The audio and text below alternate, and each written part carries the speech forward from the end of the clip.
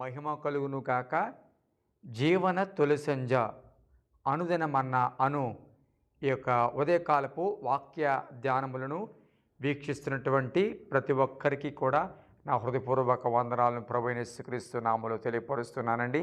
ఎలాగున్నారు ప్రియదేవుని బిడ్డలారా, బాగున్నారా? మాకు అత్యంత ప్రియులైనటువంటి మిమ్మల్ని బట్టి నేను ప్రభువుని స్తుతిస్తున్నాను. నిన్నటి దినం అంతా క్షేమకరంగా గడిచింది కదూ. దేవుడు మీ వృత్తులలో, మీ వ్యాపారాల్లో, మీ ప్రయాణాలలో దేవుడు కాపుదల ఇచ్చాడు కదూ. చాలా సంతోషం. దేవుడు మనల్ని అందరినీ ప్రేమించి మన నీతిని బట్టి కాదు కానీ, మన యథార్థతను బట్టి కాదు కానీ, ఆయన ఉచితమైన కృపను బట్టి మరొక దినాన్ని దేవుడు మనకు అనుగ్రహించి ఉన్నాడు. మరి ఈ ఉదయకాలము కృతజ్ఞతగా లేచి మొదట ప్రార్థన చేసుకున్నావా? కొంతసేపు వాక్యాన్ని చదువుకున్నావా? దేవుని బిడ్డలారా, ఇంకా వాక్యం కానీ ఇంకా ప్రార్థన కానీ చేసుకోకపోతే దయచేసి ఈ వర్తమానం విన్న తర్వాతైనా కొద్ది నిమిషాలు ప్రార్థన చేసుకుని వాక్యం చదువుకుని కొద్దిసేపు ఆయనతో గడిపిన తర్వాత అప్పుడు మీ దినచర్య మీరు ప్రారంభించాలని మీకు మనవి చేస్తూ ఉన్నాను. ఉదయకాలం ఒక మాటను మీ దృష్టికి తీసుకురావడానికి నేను ఇష్టపడుతూ ఉన్నాను. సమూయేలు 2వ గ్రంథము 15వ అధ్యాయము. సమూయేలు 2వ గ్రంథము 15వ అధ్యాయము 31వ వచనం చదువుతూ ఉన్నాను.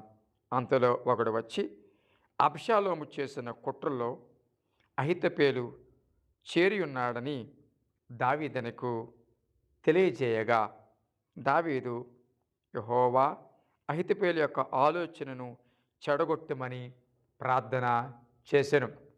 ప్రియదేవుని బిడ్డలారా, ఇశ్రాయేలీయులందరూ కూడా అబ్షాలోము పక్షంగా వెళ్ళిపోయారని తెలిసిన దావీదు అబ్షాలోము చేతిలో నుండి అతడు తప్పించుకుని పారిపోతున్న సందర్భం కనబడుతుంది.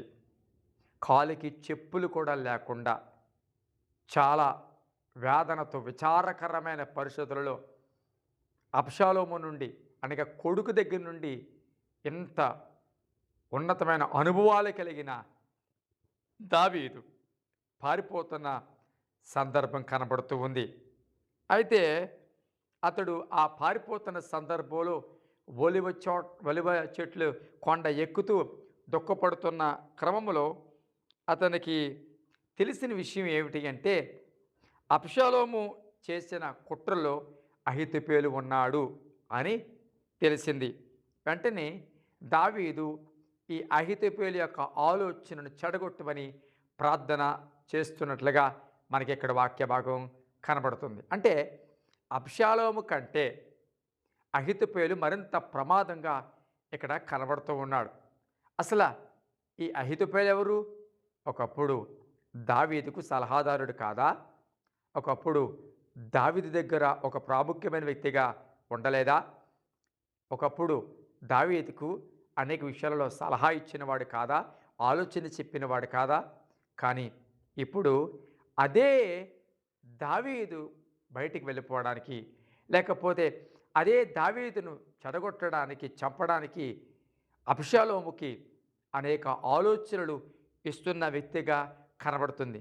ప్రియదేవుని బిడ్డలారా, ఒకప్పుడు దావీదు క్షేమాన్ని కోరుకున్న వ్యక్తి, ఒకప్పుడు దావీదుకు సలహాదారుడు, ఒకప్పుడు దావీదుకు అత్యంత సన్నిహితుడు. కానీ ఇప్పుడు దావీదు బలహీనంగా ఉన్నాడని, దావీదును ఇలాంటి బలహీన సమయంలోనే మనం దాడి చేస్తే విజయం అవలేలగా పొందగలమని అబ్షాలోముకి ఆలోచనిస్తున్నట్లుగా మనకి ఆ ప్రక్కన 17వ అధ్యాయంలో కనబడుతుంది. అవును ప్రియబిడ్డలారా, ఒకప్పుడు దావీదు సన్నిహితుడుగా పిలువబడినటువంటి ఈ వ్యక్తి ఇప్పుడు దావీదును ఏ పరిస్థితుల్లో చంపితే బాగుంటుంది, దావీదును చంపడానికి దావీదు కుమారుడైన అబ్షాలోముకి ఆలోచనిస్తున్న వ్యక్తిగా మారిపోయాడు. ఈ వాక్యం విన్న ప్రియబిడ్డలారా, బహుశా నీ జీవితంలో కూడా ఒకప్పుడు మిత్రుడు అనేవాడు ఒకవేళ ఈరోజు శత్రువు అయిపోయాడా? ఒకప్పుడు నీ క్షేమాన్ని కోరుకున్నవారు ఈరోజు నీ నాశనాన్ని కోరుకుంటూ ఉన్నారా? ఒకప్పుడు నిన్ను అర్థం చేసుకున్నవారు ఈరోజు అపార్థం చేసుకుంటున్నారా? అయ్యో ఏంటయ్యా, నా మిత్రుడనేవారు శత్రువులు అయిపోయారు, అర్థం చేసుకోవలసిన వాళ్ళు అయ్యా నన్ను అపార్థం చేసుకుంటున్నారు, క్షేమాన్ని కోరుకోవలసిన వారు నా నాశనాన్ని కోరుకుంటున్నారేటయ్యా అని నీ జీవితంలో కొంతమంది వ్యక్తుల గురించి బాధపడుతున్నావు కదూ. ఒక మాట చెప్తాను ప్రియబిడ్డలారా, దేవుని సందులో ఎవరు ఒకవేళ మనకి హాని తలపెట్టిన అంత బాధ అనిపించకపోవచ్చేమో కానీ, ఒకప్పుడు మనం నమ్మిన వారము, ఒకప్పుడు మన క్షేమాన్ని కోరున్నవారు, ఒకప్పుడు మనకి అత్యంత సమీపస్తులైన వారు ఈరోజు మన నాశనాన్ని కోరుతూ ఉన్నారు అంటే, మనం పడిపోవడం వారు ఎదురు చూస్తున్నారంటే నిజంగా ఆ బాధ చాలా ఎక్కువ కదా. ఒకవేళ నీ జీవితంలో కూడా ఒకప్పుడు నీకు అత్యంత సమీపస్తులుగా ఉన్న నీ బంధువులు ఈరోజు ఏ కారణాల చేతనో నీ నాశనాన్ని కోరుకుంటున్నారా? ప్రాణ స్నేహితుడు అనేవాడు ఈరోజు నువ్వు ఎలా చెడిపోతావా అని ఎదురు చూస్తూ ఉన్నాడా? ఈ మాటలు నీ చెవిలో పడుతున్నాయా? వారి ప్రవర్తన అట్లా మారిపోయిందా? వాటిని బట్టి దుఃఖపడుతూ కృంగిపోతున్నావా? ఈ ఉదయకాలం దేవుడు నీతో మాట్లాడుతున్నాడు. అమ్మా తల్లి నీతోనే మాట్లాడుతున్నాడు. కళ్ళు తుడుచుకో, ఏడవకో, భయపడకు. ఎందుకో తెలుసా? ప్రార్థన చేయి. ఎవరి కుట్రనైనా దేవుడే దేవుడే లయపరుస్తాడు. అహితోపెలు ఆలోచనలు చెడగొట్టమని దావీదు ప్రార్థన చేసినట్లుగా నువ్వు ప్రార్థన చేయి. నువ్వేమి చేయలేని పరిస్థితులు ఉండిపోయావేమో. ప్రార్థనే మన ఆయుధం కదండి. ప్రార్థనే ఆయుధం. ప్రార్థన చేయి. అయ్యో నేను నమ్మిన వాళ్ళు ఎలా నన్ను గోతులు తీస్తారో అనుకోలేదు.